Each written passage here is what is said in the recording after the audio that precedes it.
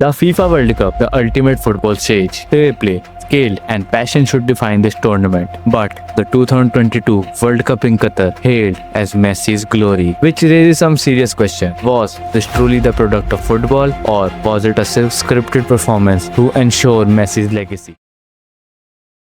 President was a mistake. Lanza, who's now 86. The Wolf, في شيء جاي من the Wolf, في شيء جاي من the Wolf.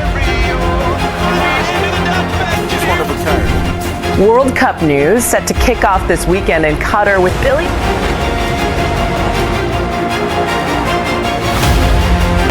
Lovely swivel of the hips, down goes. To understand what happened in 2022, we must look back at how Qatar won the World Cup bid in 2010. The decision shocked the world. The 2022 FIFA World Cup is Qatar. Qatar, a small nation with no football tradition, extreme heat weather, and limited infrastructure, was chosen for the World Cup.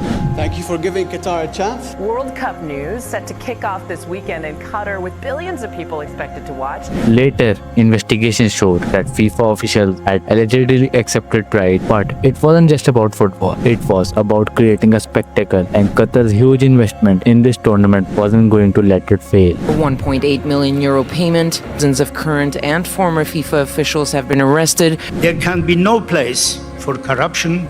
The next few months will not be easy for FIFA. I'm sure more bad news may follow. Revealing details of this corruption. We should be apologizing for the next 3,000 years before starting to give moral lessons. Qatar got the bid for the World Cup, but now Qatar needed a story to sell, and the World Cup needed a hero. That hero was Lionel Messi. This was a chance to script the perfect ending to Messi's career. For years, Messi had been the best player in the world, but there was one thing missing: a World Cup. After losing the 2014 final and the 2016 Copa America, Messi was seen as incomplete. He was close, but not quite there.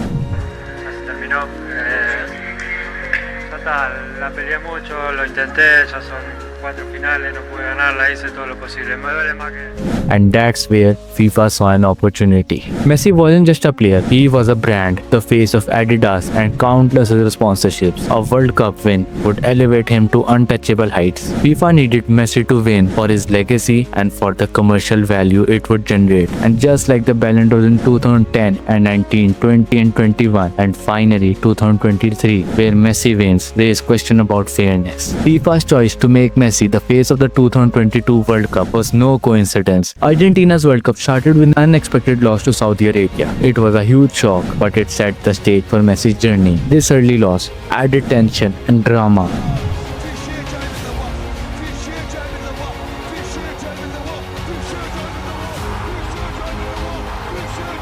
Argentina's comeback wasn't just about skill, it was helped by some strange decisions. Against Poland, Messi was awarded a penalty that many felt didn't warrant a penalty kick. If we see some pictures, we can see that Szczęsny dived in the air to stop the ball, but Messi jumped at the same instant, which resulted in a penalty to Argentina.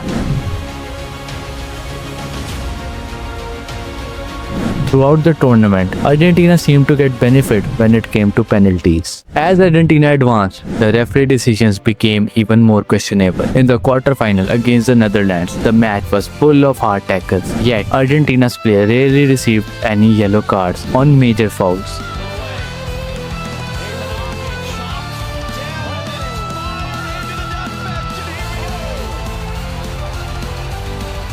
On the other hand, Netherlands players were punished for even minor fouls. Messi also escaped a clear handball that many argued should have been a penalty for Netherlands.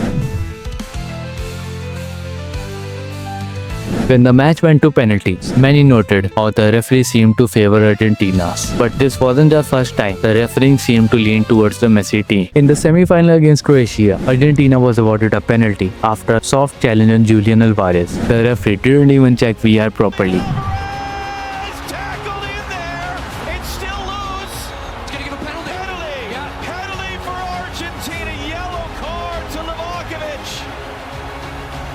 And Croatia protests were ignored. For dissent at the end of it, Livakovic comes out and just cleans out Julian Alvarez. You don't always see these calls. It was Another example of Argentina being given an advantage at critical moments. Many football legends like Ian Wright, Roy Keane and Gary Neville highlighted the bad refereeing, saying Livakovic is a goalkeeper. What else he has to do? The final against France was classic, but the decisions made during the game raised many eyebrows. Argentina was awarded a penalty, which was soft foul on Angel Di Maria.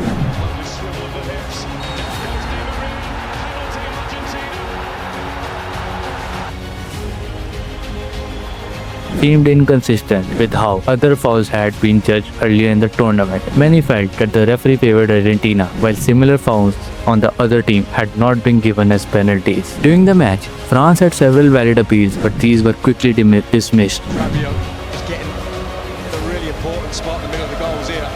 Fans is calling for immediate attention.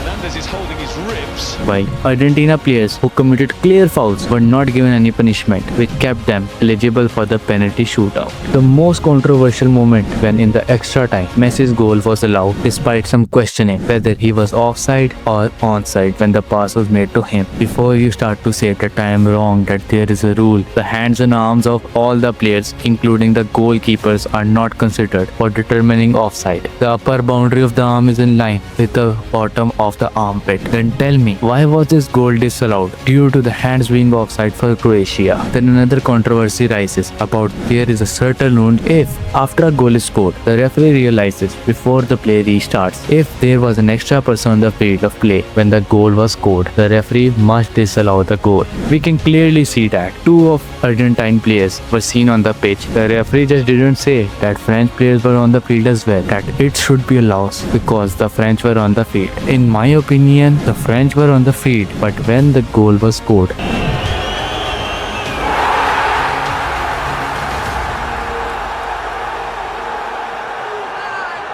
the 2022 World Cup generated billions of dollars for FIFA and its sponsors. An Argentina game of final versus France was watched by millions of people. FIFA's partnership with companies like Adidas, a long-time Messi sponsor,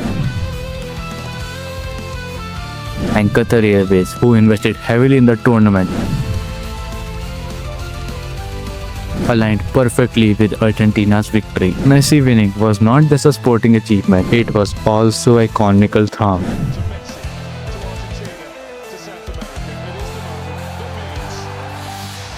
Many are going to remember the 2022 World Cup as Messi's greatest moment, but for others, it will always be like a tournament where the result was planned from the start. With questionable refereeing decisions, penalties that seem too soft, and Messi's commercial value driving, it's hard not to wonder, was this really the beautiful game or just a carefully choreographed performance?